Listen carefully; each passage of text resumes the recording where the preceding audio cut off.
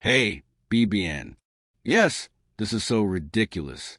Kentucky can and will recover this season because we shouldn't be so hasty and need to analyze the context. Let's go. The 2025-26 season began with the weight of the pursuit of a ninth national title, inflated expectations, and an expensive and talented roster that seemed ready to deliver everything immediately. However, the start showed the opposite. Tough losses to Louisville and Michigan State, performance below expectations, and, above all, a feeling of lack of competitiveness that bothered BBN. Still, it is precisely at this point that the analysis needs to go beyond the score and see what is really at stake.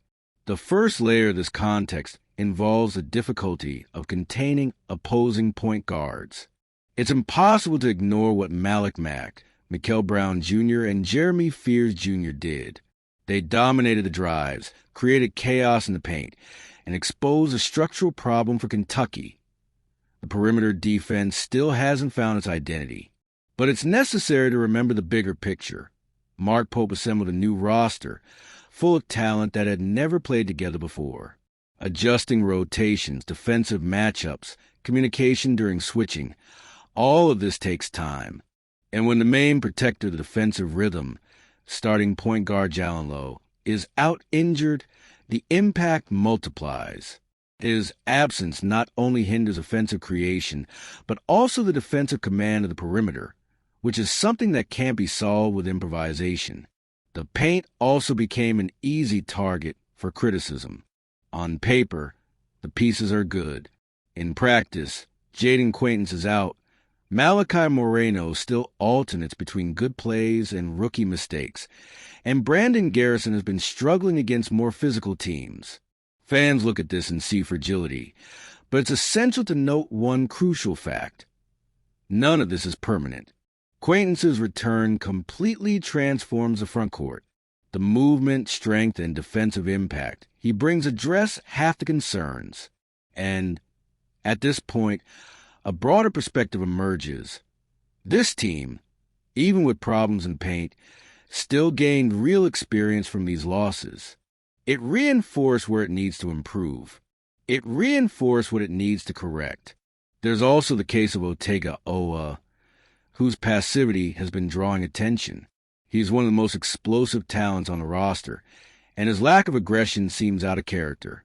However, when a foot injury that may be influencing this behavior is mentioned, the picture changes. Aggressive players don't stop attacking by choice. They stop because something limits them, and that, again, is something adjustable. A healthy and confident Oweh completely changes Kentucky's offensive landscape. He's the type of player who not only scores or drags defenses, creates mismatches, and draws fouls. An active Otega is, in practice, an injection of 10 to 12 more points per night. And that difference matters. In all of this, there's an element that doesn't appear in statistics, but weighs more than many admit: energy. The team has seemed lacking in intensity, without that hunger that characterized last year's group. Could there be external noises? Maybe, but that doesn't change the fact that intensity is something that is recovered, built, and demanded, and Mark Pope knows how to demand it. He has always built teams that play with a high-energy engine, and that's why this point should be seen less as a definitive diagnosis and more as an early warning. When fans look at this set of factors, injuries, lack of chemistry, absence of key players, defensive inconsistencies, and incomplete paint, and a team that sometimes seems tired before the game even starts, it's natural for pessimism to try to dominate the conversation. But precisely for that reason, it's necessary to reverse the perspective. Kentucky hasn't even come close to playing at its peak yet. And when a team with this talent is so far below its potential, logic points to growth, not collapse. The solution hinges on three clear pillars: the recovery of Jalen Lowe to restore the fluidity of the offense and the defensive identity on the perimeter, the return of Quaintance, who should strengthen the paint and complete the interior rotation, and most importantly, the reactivation of Otega Oweh's aggressiveness, a piece that transforms the offensive dynamism. If these three gears start working again, Kentucky will immediately become the team everyone envisioned at the beginning of the season. But there's one last point, perhaps the most important. In a sport driven by young people, with external pressures, million-dollar expectations, and short cycles, leadership makes all the difference. And Mark Pope, despite the inevitable criticism, has enough of a track record to reverse that. Don't you think? With Mark Pope's thoughtful and attentive leadership, the program not only faces the classic challenges of court, but also navigates issues off the court, often invisible to those who only observe scores and statistics. Pope's recent approach to the dangers of sports betting with his team is a clear example of how the coach seeks to protect his players from external influences that can erode both their personal lives and the team as a whole. In times when digital platforms amplify unknown and uncontrollable voices, Pope's concern takes on even more urgent dimensions. The NCAA study, which reveals that more than 35% of male Division I basketball players reported experiencing abuse on social media related to betting, illuminates a grim scenario that goes beyond the game itself. These data are not just cold numbers. They reflect an uncomfortable and growing reality, where a player's success or failure can be interpreted by outsiders as something directly linked to the money bet on them. It is in this context that Pope acts as a guide, raising awareness among his athletes about the subtle and explicit risks surrounding this phenomenon. Pope's speech during the press conference carries a tone of urgency, but also of shared responsibility. He acknowledges that access to sports betting is easier than ever, becoming almost an inevitable extension of current sports culture. However, his approach is not alarmist. On the contrary, it reflects a mature and balanced understanding of the problem. By repeatedly bringing the team together to discuss these issues, he demonstrates that dialogue is a powerful tool in preventing greater harm. For Pope, it's not just about warning players about the financial or emotional dangers of betting, but about creating a safe environment where they can process their experiences without fear of judgment. One of the most striking passages in his statements was when he compared the emotional outbursts of frustrated bettors to his own visceral reaction after a defeat at Madison Square Garden. This analogy serves as a reminder that human emotions are complex and unpredictable, especially under pressure. What differentiates professionals, Pope argues, is the ability to manage these emotions within healthy boundaries. And that's exactly what he hopes to instill in his players, the ability to deal with external chaos without allowing it to contaminate the locker room or, worse, their individual lives.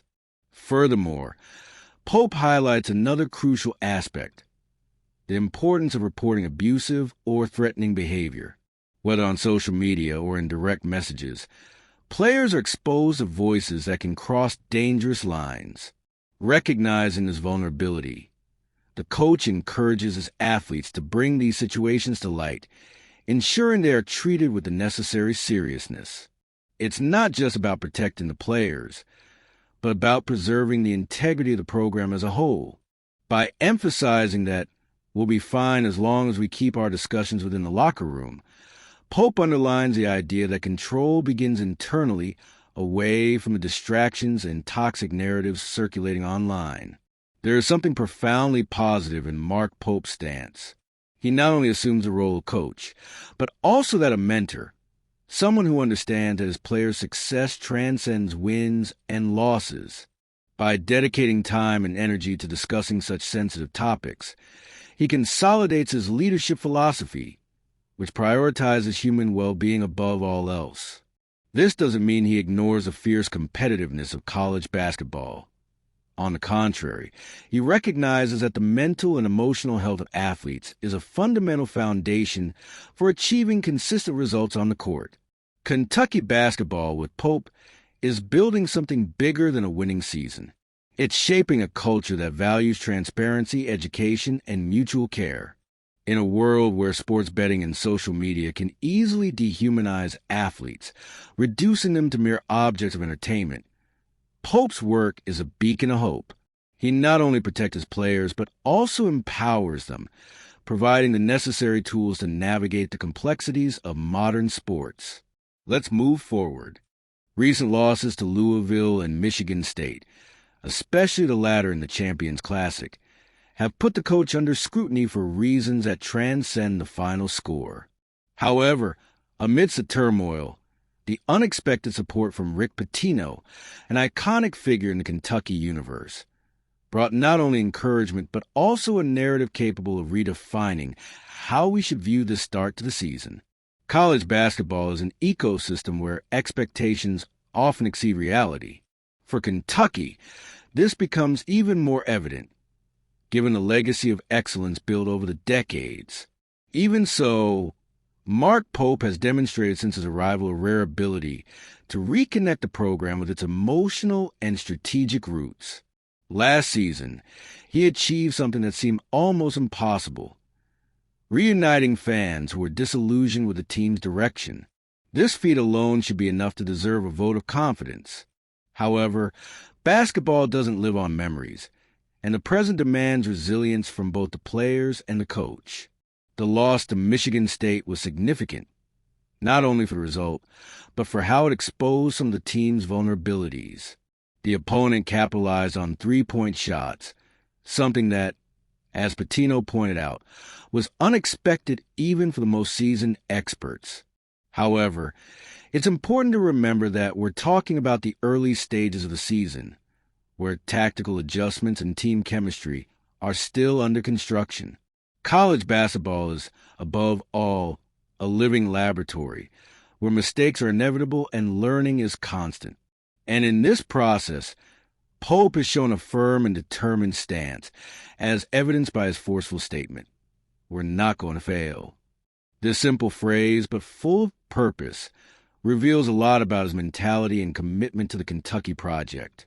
Rick Patino, someone who knows well the pressure surrounding this position and understands like few others the weight of representing the Wildcats, chose to defend Pope at a delicate moment.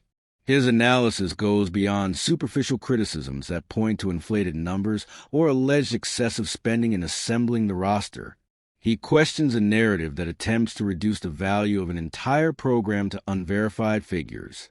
"Everything is exaggerated," said Patino, emphasizing that speculation often obscures reality.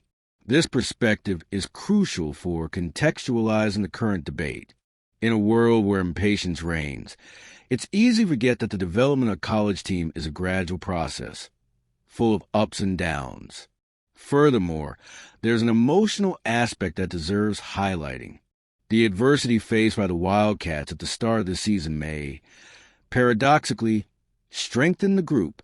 Identity crises are an integral part of sports, especially in a program as competitive as Kentucky. Players need to learn to cope with pressure, frustration, and the need to reinvent themselves. And this is where Pope's leadership becomes relevant. He not only manages the technical side of the game, but also seems attentive to the internal dynamics and emotional impact that moments like these have on the athletes. The season is still in its early stages, and the story that will be written will depend heavily on how this team manages to transform challenges into opportunities. Patino, in predicting that Kentucky will be a great basketball team in March, isn't just making an optimistic forecast. He's recognizing something that's in the DNA of this program, the ability to adapt, grow, and surprise when the brightest lights are on. For this, however, patience and faith in the processes being implemented are necessary. Mark Pope has demonstrated all the characteristics of someone who understands the magnitude of the mission entrusted to him. His work goes beyond wins and losses. He's shaping a culture, rebuilding bridges, and preparing the ground for a future that is more promising than the present. And with Mark Pope at the helm, there are sufficient reasons to believe that the next chapters of this journey will be full of learning, overcoming challenges, and perhaps even glory. Share your opinion.